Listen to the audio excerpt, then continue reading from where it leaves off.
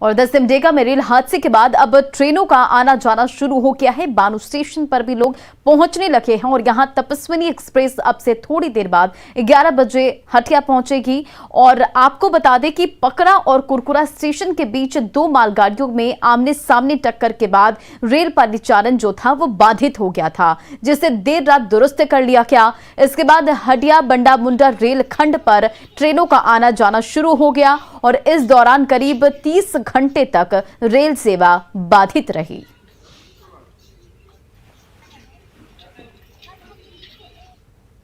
उधर बोकारो में जमीन विवाद में सरेआम कानून का मजाक उड़ाया जा रहा है। जमीन विवाद को आदिवासी गैर आदिवासी का रंग दे दिया गया और जमीन पर कब्जे के लिए लोग पारंपरिक हथियार और आदिवासी झंडों के साथ पहुंच गए।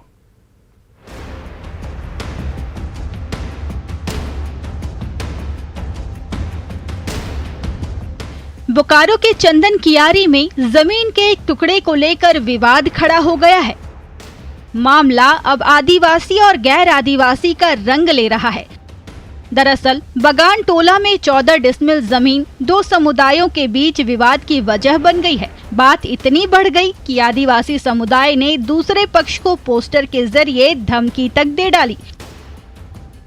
तनाव को देखते हुए प्रशासन ने धारा 144 लागू कर दिया है। फिर भी आदिवासी समाज के लोग जमीन पर कब्जे के लिए पारंपरिक हथियार और आदिवासी झंडों के साथ पहुंच गए। और ऐसा दोबारा चंदन कियारी में इस तरह का घटना नहीं होना चाहिए।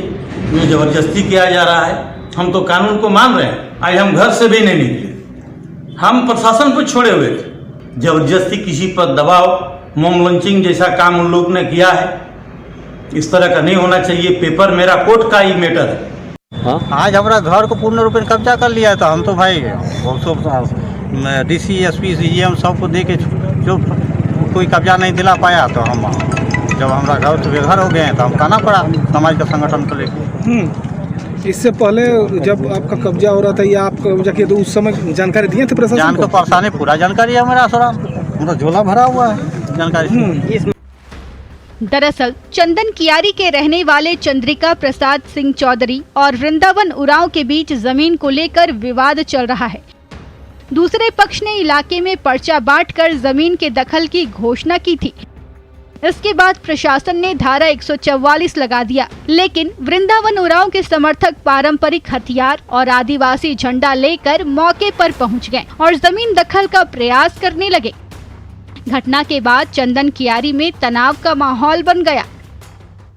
जी, चूँकि अभी तक तो जो आए हुए हैं वो अपना दिखा रहे हैं कागज़ की ज़मीन जो है हमारा है, हम भी रजिस्ट्री कराए हुए हैं। तो हम लोग जो है वार्ता के लिए लगे हुए हैं। अंचल के प्रतिनिधि भी पहुंच रहे हैं तुरंत, है ना, क्योंकि अभी तक शांतिपूर्ण ही सब है। जमीन विवाद को आदिवासी और गैर आदिवासी का रंग देना कहां तक सही है? ऐसे में हर लड़ाई को हर तरह का रंग दिया जा सकता है और कानून की धज्जियां उड़ाई जा सकती है। न्यूज़ 18 के लिए बोकारो से मृत्युंजय कुमार की रिपोर्ट। और नए साल के जश्न में किसी तरह की बाधा ना हो, इसे लेकर पुलिस विभाग पूरी तरह से तैयार है। राजधानी रांची में महिलाओं की सुरक्षा के साथ होटल क्लब के आसपास सुरक्षा विशेष रूप से बढ़ाई जा रही है। वहीं पिकनिक स्पॉट पर भी पुलिस बलों की तैनाती की गई है और इसके साथ ही नए साल में ड्रंक एंड ड्राइव को देखते हुए चेकिंग अभियान भी चलेगा। और पिकनिक स्पॉट पर सादे लिबास में महिला पुलिसकर्मियों की तैनाती की जा रही है। साथ ही राजधानी में शक्ति कमांडो और महिला पुलिसकर्मियों को विशेष रूप से दिशा निर्देश भी दिए गए हैं।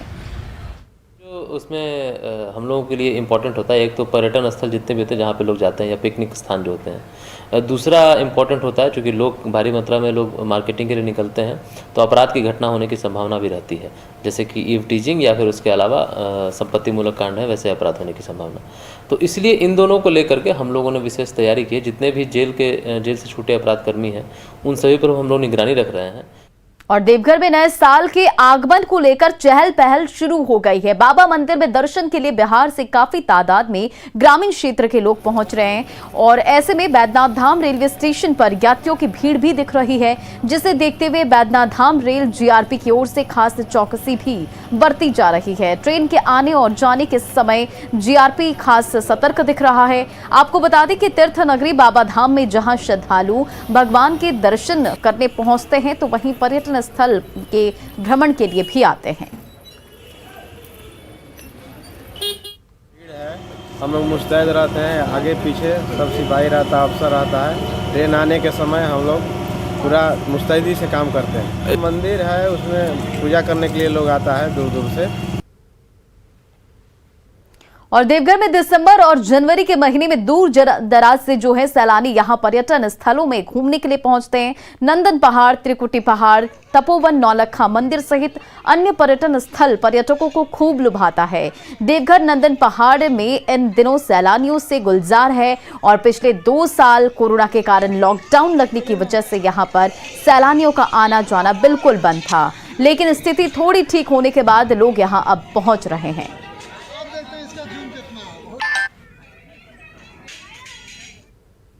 और नए साल के स्वागत के लिए धनबाद का स्वर्ग कहे जाने वाले मैथन डैम में पर्यटकों की भीड़ उमड़ रही है और यहां का जो मनोरम वादी है उसके साथ ही डैम भी लोगों को लुभा रहा है। और वहीं कोरोना के बढ़ते संक्रमण के बीच प्रशासन लोगों को सुरक्षित रखने में भी जुटा हुआ है। यहां सुरक्षा को लेकर स्थानीय प्रशासन के साथ ही सीआईएसएफ भी सतर्क नजर आ रहा है। मैथन डैम में झारखंड के साथ ही बिहार और बंगाल से भी सैलानी पहुंचते हैं, जो डैम के साथ ही मिलेनियम पार्क में फूलों की प्रदर्शनी को भी देख रहे हैं। को लेकर के हम लोगों के द्वारा यहाँ के डीवीसी प्रशासन के द्वारा पूरे क्षेत्र में निगरानी रखी जा रही, ताकि लोग अच्छे से नए साल का आगाज कर सके और खुशी मना सके, सुरक्षित रूप से रहे लोग। इसी को लेकर के सारे प्रशासन सतर्क है, उस पर विशेष ध्यान रखी जाए। काफ़ी ज़्यादा भीड़ है, चूँकि कोरोना का खतरा है, इस कारण से उतना ज़्यादा भीड़ है नहीं जितना कि कोरोना से पहले हुआ करता था। फिर भी यहाँ पर जो भी सेफ्टी प्रिकॉशन है, एक बार मीटिंग लेकर के जो डिस्ट्रिक्ट एडमिनिस्ट्रेशन है, यहाँ पर मैथन के जो मैनेजमेंट है उनके साथ में, पुलिस के साथ में, सबके साथ में हम लोगों ने मिल करके टाइप करके मीटिंग किया था कि जो भी आए हैं वहाँ पर टूरिस्ट वगैरह उनकी सेफ्टी और सिक्योरिटी खास ख्याल किया जाए और सैलानियों की भी सुविधा का भी। और फिलहाल इस बुलेटिन में इतना ही। बने रहे आप न्यूज़ 18 बिहार झारखंड।